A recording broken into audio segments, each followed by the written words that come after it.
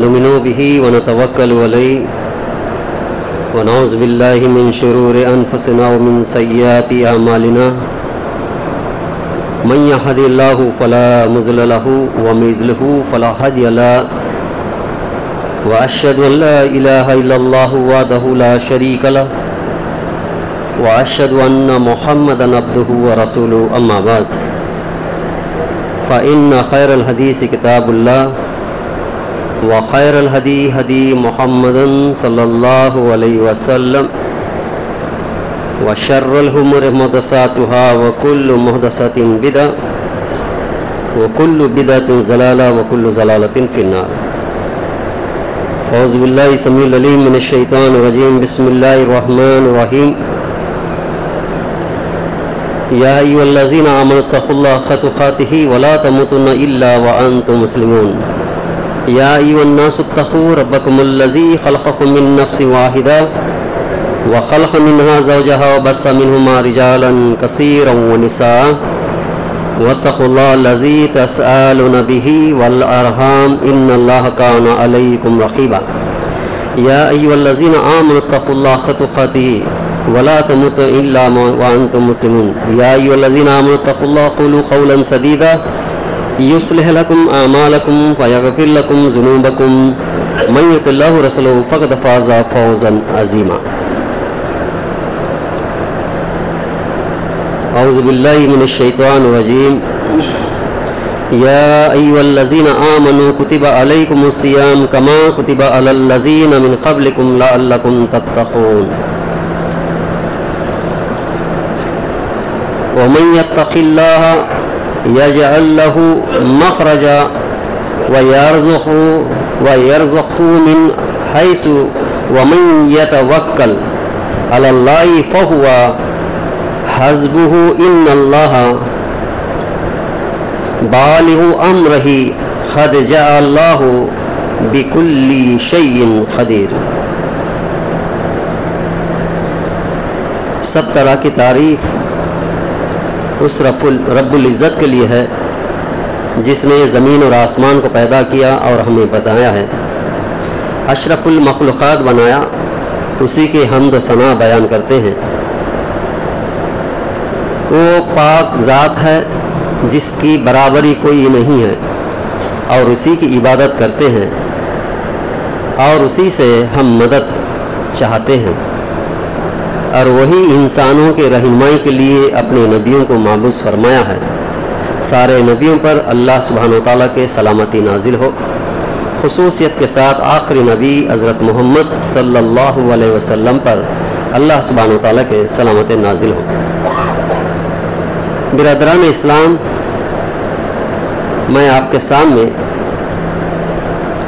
سورہ طلاق کی 2 آیتیں پیش کیا ہوں. یہ آیتیں جو ہے یہ رمضان المبارک کا آخری اشارہ سے تعلق رکھتا ہے. جیسا کہ اللہ تعالیٰ نے قرآن مجید میں فرمائی رمضان المبارک کے روزے کے بارے میں، اے ایمان والو، تم پر روزے فرض کیے گئے ہیں جیسے کہ اگلے لوگوں پر فرض کیا گیا ہے، تاکہ تم میں تقوی پیدا ہو جائے، متقی اور فریض بن جائے. تو اسی کے متعلق یعنی وَمَن يَتَّقِ اللَّهَ يَجْعَل لَّهُ مَخْرَجًا وَيَرْزُقْهُ مِنْ حَيْثُ لَا يَحْتَسِبُ وَمَن يَتَوَكَّلْ عَلَى اللَّهِ فَهُوَ حَسْبُهُ إِنَّ اللَّهَ بَالِغُ أَمْرِهِ قَدْ جَعَلَ اللَّهُ لِكُلِّ شَيْءٍ قَدْرًا. اس کا یوں ترجمہ ہے، اور جو شخص اللہ سے ڈرتا ہے اللہ اس کے لیے راستے پھیر دیتا ہے، اس کے لیے راستے پیدا کر دیتا ہے اور اسے ایسی جگہ سے روزی بخشتا ہے جہاں کا اس کا گمان بھی نہیں ہوتا. اور جو اللہ پر بھروسہ کرتا ہے تو اس کو کافی ہوتا ہے. بے شک اللہ اپنا کام پورا کر کے رہتا ہے. اللہ نے ہر چیز کا ایک انداز مقرر کر رکھا ہے. دیکھیے بزرگ اور عزیز دوستو، جو شخص اللہ سے ڈرتا ہے، جیسا کہ سورہ بقرہ کی جو روزے کے بارے میں ذکر آیا اس میں بھی اتقوا اللہ آیا، لعلکم تتقون الفاظ آیا ہے، اسی طریقے سے خطبے میں بھی پڑھنے کے ٹائم میں بھی قولوا قولا سدیدا، اور سچی بات اور سچوں کے ساتھ، اس کا بھی ذکر آیا ہے، یا ایھا الذین آمنوا اتقوا اللہ، آمنوا اتقوا اللہ الفاظ آیا ہے، یا ایھا الناس اتقوا اللہ، اس میں بھی اتقوا اللہ کا الفاظ آیا ہے۔ یعنی عربی میں یہ الفاظ جب آتا ہے کہ اللہ تعالیٰ سے ڈرنے کا جب ذکر آتا ہے وہاں پر استعمال ہوتا ہے۔ یعنی اللہ سبحانہ وتعالیٰ نے روزے کو اس لیے مقرر کیا کہ تم میں پرہیزگار بن جاؤ، ڈر خوف بن جاؤ کہ اللہ تعالیٰ کے احکام کے مطابق چلنے سے خوشخبری ہے، اگر اس کے خلاف چلو گے تو اللہ تعالیٰ سزا دے گا۔ یہ اللہ سے ڈر کر زندگی گزارنے کی مقصد ہے۔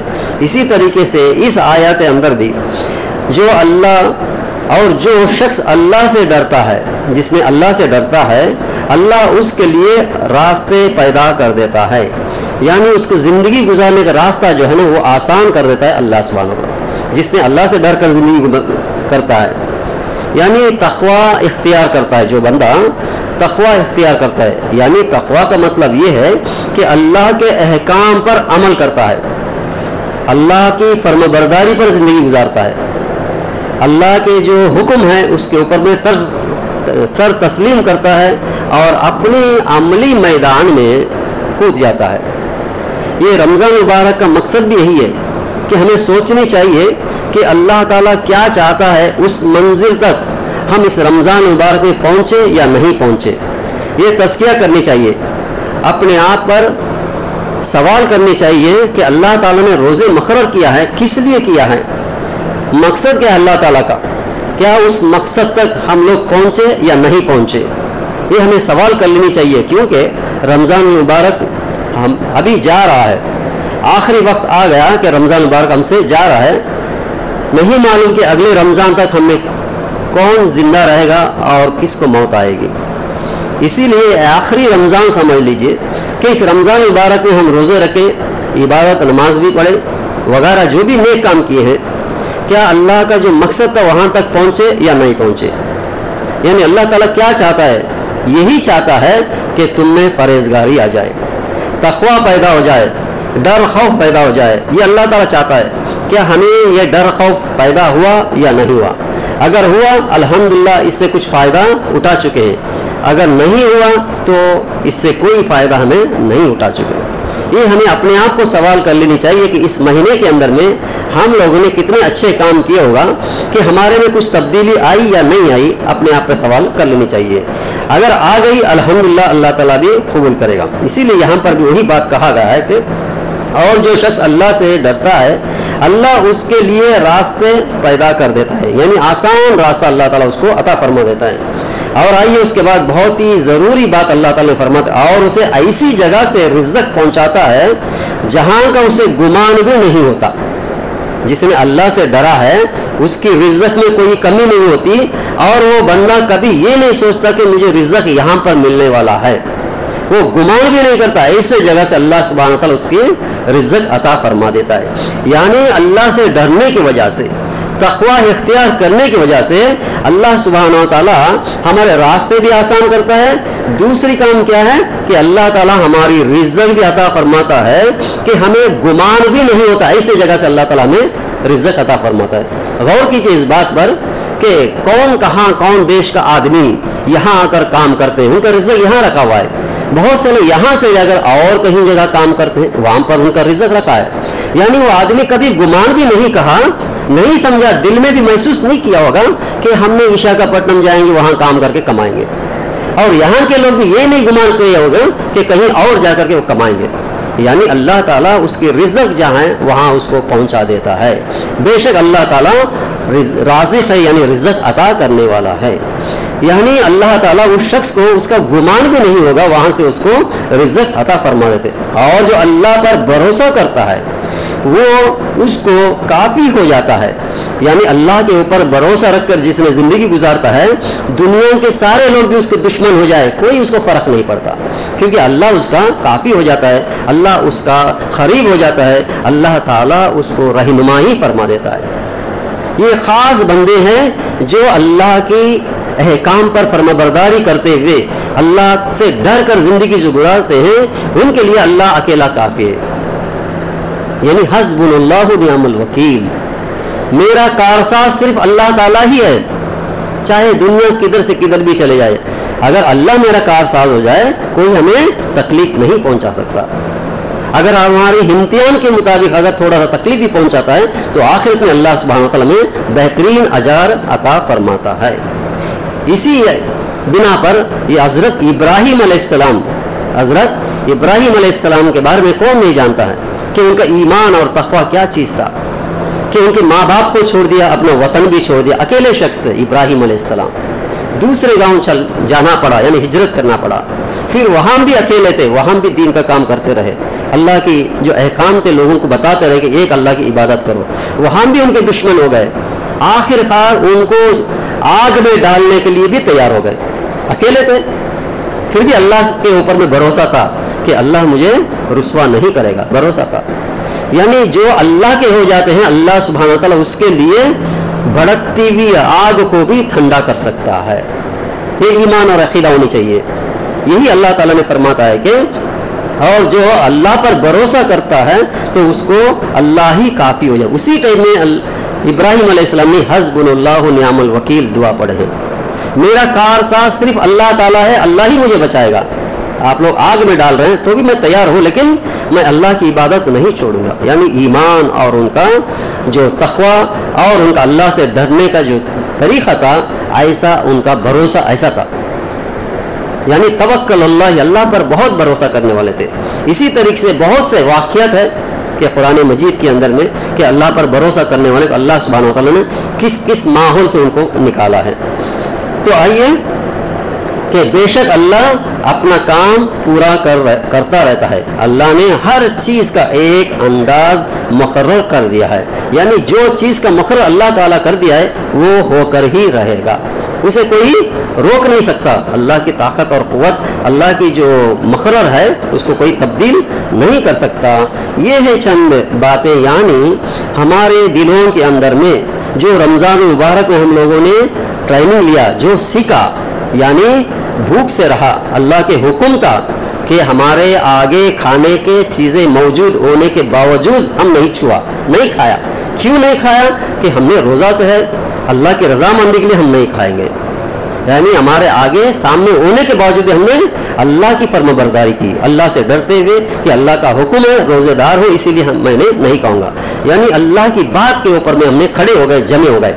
یعنی ایسے ہی ہماری زندگی میں کہ کوئی بھی چیز، کوئی بھی بات اللہ کے حکم کے مطابق آ جائے تو اس کو عمل کرنی چاہیے، اگر اللہ کے حکم کے خلاف ہو تو اس سے رک جانا چاہیے۔ یہی ہمارا ٹریننگ تھے کہ اللہ تعالیٰ کے فرما برداری کرنے کا، یعنی اللہ سے ڈرنے کا اور تقویٰ اختیار کرنے کا، یہی مقصد تھا۔ اللہ تعالیٰ نے فرمایا کہ لعلکم تتقون، تاکہ تم میں پرہیزگاری آ جائے، ڈر خوف پیدا ہو جائے، یہی مقصد تھا۔ وہ مقصد ہم لوگوں نے اس رمضان مبارک میں لیا یا نہیں لیا، اپنے گریبان باز جھانک کر دیکھنی چاہیے۔ اور اس کے بعد اللہ سبحانہ وتعالیٰ نے کیا فرماتا ہے کہ جس نے اللہ سے ڈرتا رہا اس کے لیے راستے، جتنے بھی کٹھن راستے، جتنے بھی مشکل راستے آتے ہیں اس کو آسان طریقے سے اس کو نکال دیتا ہے۔ ایک مثال آپ کے سامنے رکھتا ہوں، اگر کوئی ایمان والا ہو، اس کے سامنے کوئی بہت بڑا پریشانی آ گیا تو اس کا ایمان کیا ہوتا ہے کہ اللہ تعالیٰ اس پریشانی کو دور کرے گا، بہت بڑا پریشانی ہے لیکن اس کا یقین ہے کہ اللہ تعالیٰ ہی پریشانی دیا، اللہ تعالیٰ ہی اس کو نکال دے گا، یعنی کتنا بھی بڑا ہو چھوٹا پریشانی کے جیسا ہی وہ محسوس کرے گا۔ اگر بے ایمان ہوتا تو چھوٹا پرابلم اس کے لیے، چھوٹا سا پریشانی بہت بڑا کردار ہوگا، وہ مایوس ہو جائے گا، پریشان حال میں رہ جائے گا۔ یعنی ایمان والا بے ایمان والے میں اتنا ہی فرق ہے کہ کتنا بڑا پریشان کا حال کیوں نہ ہو، اللہ پر بھروسہ رکھے گا، اللہ تعالیٰ پر توکل رکھے گا، وہ چھوٹا ہی سمجھے گا ایمان والا۔ بے ایمان والا چھوٹا سا ہو اس کو بہت بڑا محسوس کرے گا، اس کی سکون کی زندگی چھین لیا جائے گا۔ تو اللہ تعالیٰ اس کے لیے آسان راستے نکال دے گا جو اللہ سے ڈرتا ہے۔ اس کے بعد اللہ تعالیٰ نے رزق کے بارے میں فرمایا۔ یہ رزق جو معاشی اعتبار ہے، یہ جو بہت بڑا نازک مسئلہ ہے، کہ انسان جب پیدا ہونے کے بعد جب شعور میں آتا ہے آدمی، اگر اس کو رزق صحیح طریقے سے نہیں ملے گا تو اس کی زندگی میں حلال حرام کا کوئی تمیز نہیں کرے گا۔ یہ جو معاشی مسئلہ ہے بہت ہی نازک مسئلہ ہے۔ اگر اللہ تعالیٰ اس کو رزق دے دیا تو الحمدللہ، اگر رزق دینے کے باوجود بھی اگر وہ روگردانی کرے گا، اللہ کے حکم کے اوپر عمل نہیں کرے گا، اللہ تعالیٰ اس کو پکڑے گا کہ ہم نے تم کو سب طریقے سے تم کو رزق دیا، دھن دولت دیا، نوکری دیا، بال بچے دیا، رہنے کے لیے گھر وغیرہ سب کچھ دیا، تو شکر گزار بندہ کیوں نہیں ہوا؟ سوال کرے گا اللہ تعالیٰ۔ اسی لیے اللہ تعالیٰ یہ معاشی زندگی کے بارے میں بتاتا ہے کہ تمہیں گمان بھی نہیں ہوگا، ایسے جگہ سے تمہیں عطا فرمائے گا۔ جیسے کہ اللہ کے نبی صلی اللہ علیہ وسلم نے فرمایا کہ ہر انسان کے پیٹھ کے پیچھے اس کو دو چیزیں لگے ہوئے رہتے ہیں، چھپکے ہوئے رہتے ہیں۔ ہر انسان کے پیٹھ کے پیچھے دو چیزیں چھپکے ہوئے رہتے ہیں، وہ گزرتا ہی رہے گا، ہو کے ہی رہے گا۔ ایک جو چیز ہے اس کی موت، دوسری جو چیز ہے اس کی رزق، یعنی رزق جہاں پر ہے اللہ تعالیٰ اس کو وہاں پہنچا دے گا، جس کا موت جہاں ہے وہ اللہ تعالیٰ اس کو پہنچا دے گا۔ یہ دو چیزیں ہر انسان کے پیٹھ کے پیچھے لگے ہوئے رہتے ہیں، وہ تو ہو کے ہی رہے گا۔ ہزار کوشش کرو زندہ رہنے کے لیے، اس کی جہاں پر موت ہے اللہ تعالیٰ اس کو وہاں پر لے کے چلے گا۔ کسی نے گھر میں ہی بیٹھا گزر جائے گا، کسی نے راستے میں گزر جائے گا، کسی نے کسی اور جگہ جاتے رہے گا وہاں پر گزر جائے گا۔ یعنی جس کی موت جہاں ہے وہاں پر اللہ تعالیٰ اس کو پہنچا دے گا۔ ایسے ہی رزق بھی ایسے ہی ہے، جس کا رزق جہاں پر نصیب میں لکھا ہوا ہے وہاں پر وہ پہنچ جائے گا۔ یہ دو چیزیں ہر انسان کے پیٹھ کے پیچھے اللہ تعالیٰ نے چھپکا دیا، لگا کے رکھ دیا۔ یہ اللہ کے نبی صلی اللہ علیہ وسلم نے فرمایا۔ اسی طریقے سے یعنی رزق کے بارے میں آیا، ایک شخص نے اللہ کے نبی صلی اللہ علیہ وسلم کے پاس آتا اور سوال کرتا، اے اللہ کے نبی صلی اللہ علیہ وسلم، مجھے رزق کی برکت کے لیے کچھ دعا سکھائیے، یعنی مجھے بہت تنگی ہوتا ہے، رزق نہیں ملتی ہے، بہت تلاش کرنا پڑتا ہے، بڑی مشکل سے ملتی ہے۔ تو اللہ کے نبی صلی اللہ علیہ وسلم نے فرمایا کہ دو سجدوں کے درمیان ایک دعا پڑھا کرو۔ جیسے کہ اللہ اکبر سجدہ کرتے ہیں، سبحان ربی الاعلیٰ کہتے ہیں 3 بار، پھر اللہ اکبر جب بیٹھتے ہیں وہاں پر ایک دعا پڑھو، پھر دوسرا سجدہ کرو۔ وہ دعا کہ اللہم اغفر لی ورحمنی وعافنی وہادنی وارزقنی، رزق کا ذکر ہے، وارزقنی۔ اللہم اغفر لی، اے اللہ ہمیں مغفرت یعنی ہمیں معاف فرما دے، اللہم اغفر لی ورحمنی، و اللہ ہم پر رحم فرما۔ اللہ تعالیٰ مغفرت بھی کرے اور رحم بھی کرے اس بندے پر، کتنی بڑی اجر ہے۔ اللہم اغفر لی ورحمنی وعافنی، ہمیں عافیت کی زندگی عطا فرما، سکون کی زندگی عطا فرما۔ اللہم اغفر لی ورحمنی وعافنی وہادنی، ہمیں ہدایت عطا فرما جنت جانے کا، سچے راستے پہ استقامت دے دے۔ اللہم اغفر لی ورحمنی وعافنی وہادنی وارزقنی، اور مجھے پاک چیز مجھے عطا فرما، مجھے رزق، پاک رزق مجھے عطا فرما۔ یہ بہترین دعا ہے۔ جب سے وہ صحابی پڑھنے لگے اور صحابہ کرام بھی پڑھنے لگے، اللہ کے نبی صلی اللہ علیہ وسلم نے فرمایا کہ یہ دعا دو سجدوں کے درمیان پڑھا کرو، الحمدللہ اللہ تعالیٰ آپ کو رزق سے عطا فرما دے گا۔ بے شک اس کو یاد کر لیجئے، بہت بہترین دعا ہے، یہ اللہ تعالیٰ ضرور قبول فرماتا ہے۔ اور اس کے بعد میں کیا فرمایا کہ بھروسہ کے بارے میں، جیسے کہ ابراہیم علیہ السلام بارے میں بتایا میں، بھروسہ کرنے والے کو اللہ کافی ہو جاتا ہے۔ بے شک اللہ اپنا کام پورا کر کے رہتا ہے، یعنی اللہ تعالیٰ کا جو مقرر ہے وہ برابر ہوتے ہی رہے گا، اسے کوئی روکنے والا نہیں ہے۔ یہ جو چیزیں ہیں ہمیں رمضان مبارک میں جو اللہ تعالیٰ کا جو مقصد تھا، یعنی تتقون، یعنی تم میں تقوی اور پرہیزگاری پیدا ہو جائے، اسی لیے تو روزہ رکھا ہوں، تو ہمیں سوچنا چاہیے کہ ہمیں اس رمضان مبارک کے مہینے میں ہم کتنا تقوی اور پرہیزگار، کتنے برائی کو ہم نے چھوڑ دیا، کتنے اچھے کام میں عادت کر لیا، اس کو استقامت، اس کے اوپر مکمل زندگی گزارنے کی کوشش کرنی چاہیے۔ یہ چند باتیں ہیں آپ کے سامنے رکھا ہوں۔ آئیے اب کہ آخری آ چکا ہے، انشاءاللہ آج چاند دیکھیں گے انشاءاللہ، تو عید کے لیے تیاری کیسے ہو؟ جب چاند نظر آ جائے تو فوراً اس کی دعا پڑھا جائے، اللہم احلنا بالامن والایمان والاسلام ربی و ربک اللہ، یہ دعا پڑھے، اس کے بعد میں فطرہ دینا چالو کر دے۔ ہر پیدا ہونے بچے سے لے کر کے مرد عورت بوڑھا سب گھر میں جتنے لوگ ہیں سب کے طرف سے فطرہ ادا کرنا ضروری ہے۔ یہ عید کی نماز کو نکلنے سے پہلے ادا کر دینی چاہیے، اور جیسا گزرا رات فجر پڑھے، غسل کریں، فجر پڑھیں، اور جب سورج نکل جائے تو عید کے لیے تیار ہو جائیں۔ اللہ کے نبی صلی اللہ علیہ وسلم کا جو معمول تھا، سنت نبی ہے، کیونکہ ہم اہل سنت الجماعت ہے، ہمارا سنت یہ ہے کہ گھر سے نکلتے وقت کچھ کھا کر نکلیں، اللہ کے نبی صلی اللہ علیہ وسلم عید الفطر میں کھجوریں کھا کر نکلا کرتے تھے تاک کھجوریں، یعنی 3 5 7 جو 8 نمبرز کہتے ہیں، ایسے کھجور کھا کر کے آپ صلی اللہ علیہ وسلم گھر سے نکلتے تھے، ایک راستے سے جائیں اور دوسرے راستے سے واپس آئے تکبیرات پڑھتے ہوئے۔ اور عید الاضحیٰ کے لیے یعنی بقرعید کے لیے نماز کے بعد آپ صلی اللہ علیہ وسلم کھایا کرتے تھے، صبح میں کچھ نہیں کھایا کرتے تھے۔ یہ طریقہ تھا، یہ سنت کا طریقہ ہے کہ نماز کو جب نکلو گے تو عید الفطر کے لیے کچھ کھا کر نکلے اور عید الاضحیٰ کے لیے آ کر کھائیں، یہ سنت نبی کا طریقہ ہے۔ اور ایک راستے سے جائیں تکبیرات پڑھتے ہوئے، دوسرے راستے سے واپس آئیں، یہ ہے سنت ہے نبی صلی اللہ علیہ وسلم کا۔ اور اس کے بعد میں عید اس کو کہتے ہیں کہ لغوی معنی یعنی میننگ یہ ہے کہ بار بار آنے والی، ہر سال آنے والی چیز کو جو خوشی لے کر آتی ہے اس کو عید کہا جاتا ہے۔ یعنی مسلمانوں کے لیے، جو ایمان والوں کے لیے ہر سال لوٹ کر آنے والی چیز جو ہے، خوشی جو لاتی ہے، اس کو عید کہا گیا ہے، اسی کو عید کہا کرتے ہیں۔ اور اس کے بارے میں، عید کے بارے میں کیا ہے کہ ہم لوگوں نے صبح فجر کے بعد فجر نماز پڑھے جماعت کے ساتھ اور تیاری ہو جائے عید کی نماز۔ بہت سے لوگ سے افسوس کہنا پڑتا ہے کہ فجر نماز ہی نہیں اٹھتے، رمضان پورا تو روزہ رہے لیکن فجر نماز چھوڑ دیں۔ دیکھیے افسوس کی بات یہ ہے کہ مسجد کہتی ہے کہ چاند دکھنے کے بعد جو مجھے نظر نہیں آتے ہیں اگر ان کو لا کے مجھے دے دے تو میں نے ان لوگوں کے لیے کچھ نہ کچھ گفٹ دے دوں گی۔ یہ مسجد کہتی پکارتی ہے کہ چاند دکھنے سے پہلے لوگ بھرے ہوئے رہتے ہیں مسجد میں، جب چاند دکھ جاتا ہے تو خالی ہو جاتی ہے۔ افسوس کی بات ہے، ایسا نہیں ہوتا۔ ایک مومن جو ہوتا ہے وہ اپنی زندگی کو سنوارتے ہوئے چلے جاتا ہے، یعنی اپنی زندگی کو ڈیولپ کرتے ہوئے چلے جاتا ہے۔ پچھلے سال میں ہم نے 2-3 نمازیں پڑھا کرتے تھے، چلو بھائی اس رمضان کے بعد میں ہم نے 5 وقت کی نماز جماعت سے پڑھے۔ پچھلے رمضان میں تو کچھ سنتیں چھوڑ دیتے، چلو اس رمضان سے سنت بھی پڑھا کریں، ادا کریں۔ اور پچھلے رمضان میں نفل کی کوئی غور ہی نہیں کرتے تھے، چلو اس رمضان سے نفل کی عبادت بھی بڑھا دیا جائے، یعنی ہماری عبادت کو بڑھاتے چلے جانا چاہیے۔ یہ افسوس کی بات ہے کہ پچھلے رمضان میں بھی وہی کبھی کا گیا نماز، کبھی کا نہیں گیا، بس یہ رمضان بھی گزرا، اس کے بعد بھی وہی حال ہے، کوئی فائدہ نہیں ہے اس سے۔ کیونکہ انسان کے اندر میں تقویٰ پیدا ہونے کے لیے ہی رمضان کا مبارک آتا ہے، ٹریننگ کے لیے۔ تو کہنے کا مقصد یہ ہے کہ اس کے بعد بھی اس نماز کو قائم رکھیں، کیونکہ ہم نے ٹریننگ لیا ہے جماعت کے ساتھ نماز پڑھنے کا، اور اس کے بعد فجر نماز پڑھیں، اس کے بعد میں نماز کے لیے تیار ہو جائیں اور کھا کر کے جائیں، اور غسل بھی کر کے نکلیں۔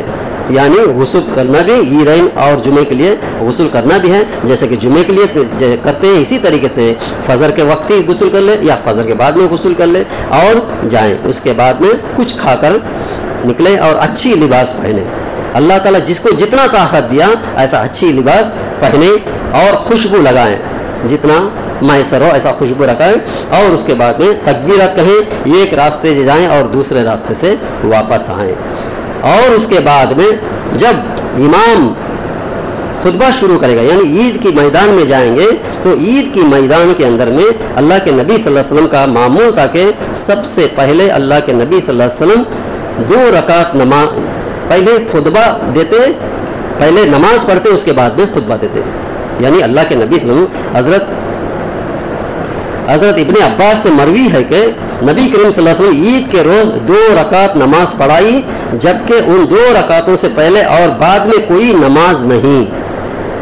غور کیجئے کہ اللہ کے نبی صلی اللہ علیہ وسلم نماز پڑھائی، اس نماز سے پہلے کوئی نماز نہیں، اس کے بعد میں کوئی نماز نہیں۔ بہت سے لوگ دیکھا جاتا ہے عیدگاہ میں جا کر کے نماز پڑھتے ہیں، یعنی فجر کی نماز جو چھوٹ گئی عیدگاہ میں جا کر کے ادا کرتے ہیں کچھ لوگ، یہ صحیح طریقہ نہیں ہے۔ جب عیدگاہ چلے گئے تو عید کی نماز ہی ہوتی ہے، وہاں پر آگے کوئی سنت نہیں اور بعد میں کچھ سنت نہیں۔ نماز کے بعد آپ صلی اللہ علیہ وسلم گھر جا کر کے 2 رکعت پڑھا کرتے تھے، یہ حدیث مروی ہے۔ اور آئیے دیکھیے حضرت ابن عباس سے مروی ہے کہ نبی کریم صلی اللہ علیہ وسلم عید کے روز 2 رکعت نماز پڑھی، جبکہ ان دونوں رکعتوں سے پہلے اور بعد میں کوئی نماز نہیں ہے۔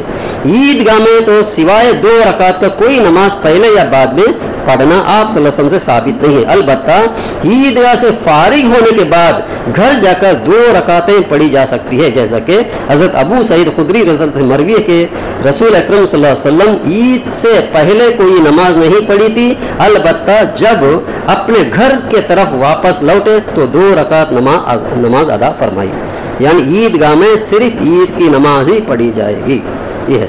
اور آئیے کہ उमरू बिन शईब अन अबिया अन जिदा रिवायत करते हैं कि नबी करीम सल्लल्लाहु अलैहि वसल्लम ने फरमाया कि ईद उल फितर की पहली रकात में 7 तकबीरें और दूसरी रकात में 5 तकबीरें की जाएगी और खिरात उन दोनों के बाद की जाएगी। यानी तकबीरात जो है नमाज के जो 7 और 5 पूरे 12 तकबीर होंगे। हज़रत उमरू बिन औफ मज़नी रिवायत करते हैं कि नबी करीम सल्लल्लाहु अलैहि वसल्लम ने ईद के दिन पहली रकात में खिरात से पहले 7 तकबीरें और दूसरी रकात में खिरात से पहले 5 तकबीरें किया करते थे। ये है तकबीरात के बारे में। उसके बाद आइए कि हज़रत जाबिर से मरवी है कि नबी करीम सल्लल्लाहु अलैहि वसल्लम ईद उल फितर के दिन बाहर निकलते और आपने खुतबे से पहले नमाज पढ़ाई, यानी पहले नमाज पढ़ाएं उसके बाद में खुतबा दिया जाएगा। हज़रत अबू सईद खुदरी से मरवी है कि नबी करीम सल्लल्लाहु अलैहि वसल्लम ईद उल फितर और ईद उल ज़ुहा के लिए ईद का तशरीफ़ ले जाते हैं और पहली चीज़ जिसका आपने आगाज़ फरमाते वो नमाज होती। अदायगी नमाज के बाद रुख फेर कर लोगों की तरफ खड़े होते और खुतबा, यानी ईद का मैदान में ना मिंबर होता, ना अज़ां होता, ना इकामत होती। इसको याद रखिए, ईद के मैदान में ना मिंबर होता, ना अज़ां होता, ना इकामत होती। ये तीनों अल्लाह के नबी सल्लल्लाहु अलैहि वसल्लम के ज़माने में कोई नहीं है। मालूम हुआ कि आप सल्लल्लाहु अलैहि वसल्लम खुतबा नमाज ईद के बाद इरशाद फरमाते और खुतबा में लोगों को वाज और नसीहत करते, जैसा कि हज़रत जाबिर की हदीस में है कि आप सल्लल्लाहु अलैहि वसल्लम ने नमाज ईद पढ़ाई, फिर आप सल्लल्लाहु अलैहि वसल्लम और बिलाल साथ टेक लगाए और हो गए कि आप सल्लल्लाहु अलैहि वसल्लम अल्लाह का तक़वा इख्तियार करने का हुक्म दिया करते थे। यानी अल्लाह के नबी सल्लल्लाहु अलैहि वसल्लम का जो मामूल सुन्नत था ये है। और अल्लाह के नबी सल्लल्लाहु अलैहि वसल्लम के ईदगाह में जाने वाले के बारे में कहा कि हज़रत उम्मे अतिया से मरवी है कि हमको हुक्म दिया गया, ये उम्मे हतिया औरत है, उम्मे हतिया से हुक्म दिया कि हम जवान लड़कियों और हाइजा औरतों को भी ईद में साथ लेकर निकले ताकि वो भी मुसलमानों के उमूर खैर व दुआओं में शरीक हों। अलबत्ता हाइजा औरतें ईदगाह से नमाज से अलग रहे। एक हदीस है उम्मे अतिया की। इसी तरीके से और एक हदीस है कि हज़रत उम्मे अतिया ही फरमाते हैं कि रसूल अकरम सल्लल्लाहु अलैहि वसल्लम से दरियाफ़त किया गया है जबकि हम में से किसी के पास चादर न हो और उस वजह से वो नमाज ईद के लिए ना जा सके तो क्या करे। उस पर आप सल्लल्लाहु अलैहि वसल्लम ने फरमाया उसकी सहेली अपनी चादर का एक हिस्से से ओढ़ दिया जाए और फिर वो खैर मुसलमानों की दुआ में शरीक हो जाए। यानी ईदगाह में औरतों के लिए भी एक इंतज़ाम करनी चाहिए, उन लोगों के लिए अलग सा, यानी मर्द आगे होंगे, पीछे उन लोगों के लिए इंतज़ाम हो, वज़ू खाना वगैरह और उनके पर्दा का एहतमाम हो और वो भी ईदगाह में जा सकते हैं, जैसे कि उम्मे अतिया फरमाती है। यहाँ तक कि किसी के पास चादर नहीं है तो दूसरी सहेली उस चादर में लेके जाने का भी हुक्म आया। एक चीज़। दूसरी चीज़, अगर हाइजा औरत वो तो नमाज के लिए लायक नहीं, नमाज नहीं पढ़ेगी, लेकिन वो जाएगी नमाज पढ़ने वाले से अलग रहेगी, जब दुआ होगा दुआ में शामिल होगी। इस बात से गौर कीजिए कि हम लोगों ने औरतों को महरूम कैसा किया, कितना दूर रखा औरतों को ना मस्जिद के अंदर इंतज़ाम करते हैं ना ईदगाह में इंतज़ार करते हैं। ये इंतज़ामी होनी चाहिए क्योंकि ये तो ठोस है, औरतों का जो हक़ है वो हक़ उनको देनी चाहिए। ये कमेटी वाले का जिम्मेदारी है कि उनके लिए पूरा से पूरा इंतज़ाम करें। बग़ैर इंतज़ाम का औरत मस्जिद जाना मना है, बग़ैर इंतज़ाम का मस्जिद जाना मना है, वो अपने घर में पढ़े। बग़ैर इंतज़ाम का ईदगाह जाना भी मना है।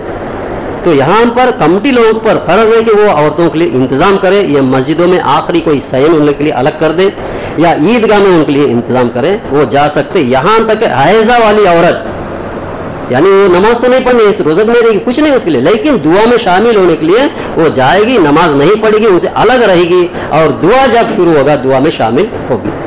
किसी के पास पर्दा नहीं है तो दूसरे के पर्दे में भी जाने का हुक्म है। तो यहाँ तक है तो हम लोग कितना दूर कर दिए उन लोगों को, अफसोस की बात है। तो आइए उसके बाद एक दो बातें रख के मैंने ख़त्म कर देता हूँ। आखिरी बात जो है, एक रास्ते से जाएंगे और एक रास्ते से आएंगे। जो फितरा है वो ईदगाह जाने से पहले ही अदा करनी चाहिए, ईद के बाद में देना ये सही नहीं है। अगर ईदगाह के अंदर में जो कलेक्शन करते हैं उनकी जिम्मेदारी है कि जो उसके मुस्तहक वहाँ तक पहुँचा दे। ऐसा होता है कि ईदगाह में तो चावल आ जाता है या पैसे भी आ जाते हैं, ईद होने के बाद में उन लोगों को देते हैं, ये इसका मकसद नहीं है। یہ فطرے کا جو مقصد ہے کہ ہمارے ساتھ غریب لوگ بھی عید منایا جائے. جب عید ہی ہو گیا تو ان کو دینے سے کیا مقصد ہے؟ اسی لیے پہلے دے دینی چاہیے، پہلے دینے کا کوشش کیجیے. عید کی نماز سے پہلے ہی ادا کر دینا اس کا پورا سے پورا حق ہوگا. اللہ تعالیٰ ہم سب کو یہ جو باتیں ہیں اس پر غور و فکر کرتے ہوئے اپنی زندگی میں عمل کرنے کی توفیق عطا فرمائے. آمین. سبحانک اللہم و بحمدک، اشہد ان لا الہ الا انت، استغفرک و اتوب الیک.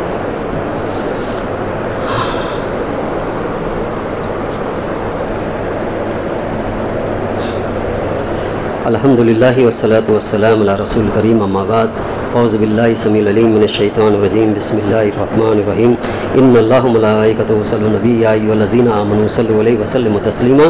اللہم صل علی محمد وعلی آل محمد کما صلیت علی ابراہیم وعلی آل ابراہیم انک حمید مجید. اللہم بارک علی محمد وعلی آل محمد کما بارکت علی ابراہیم وعلی آل ابراہیم انک حمید مجید.